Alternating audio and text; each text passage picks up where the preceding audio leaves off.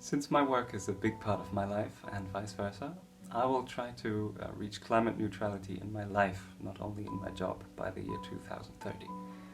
I'm fully aware that this is a lofty goal and I might well fail to reach it, but since we only have one planet and according to 99% of all scientists we only have a very limited time frame to save our own asses and secure the possibility of human life on Earth, I figure it's definitely worth a try. I started out by calculating my personal carbon footprint. I used the calculator of the Federal Environmental Agency here in Germany, which is very detailed and also allows for personal reduction planning. Here you see my results for 2019. I guess my results for 2020 would be way better, at least ecologically, but 2019 is a good representation of where my emissions would normally be. While I was glad to see that I was already well below the German average, I'm still 7 tons over the target state needed to keep global warming at bay. So I went to atmosphere.de and bought CO2 compensation for these 7 tons.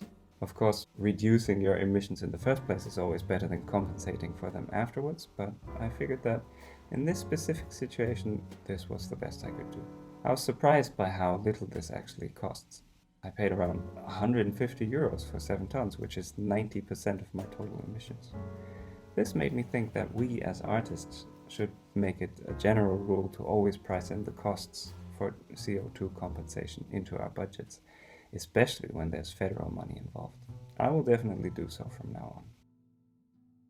Now, this was my scenario in the first reduction plan, which I figured would be realistic for me to achieve. So from left to right, the columns are today, short term, medium term, and Germany 2050, which is the official goal derived from the 2015 Paris Agreement. As you can see, I'm well below the official reduction plans today and short term, but still miles away from climate neutrality in the medium and long run. While I will always refer to my individual change potential first, it's important to keep in mind that collective action is what's needed most. According to a study by French eco-consulting firm Carbone 4, individual efforts can only make for a 25% drop in CO2 emissions. The remaining 75% have to come from collective actions. So I was delighted to see that a group of musicians and members of the music business infrastructure in France have pulled together for an initiative to make live music more eco-friendly. As I am also a board member of the Jazz Musicians Union here in Germany, we will be looking into this matter on a political level, networking with other unions and initiatives across Europe to tackle the problem collectively and to give this necessary project a broader perspective. Now back to the chart I showed you earlier. On the left is my personal carbon footprint, and as you can see there is one sector well above average, and that's mobility.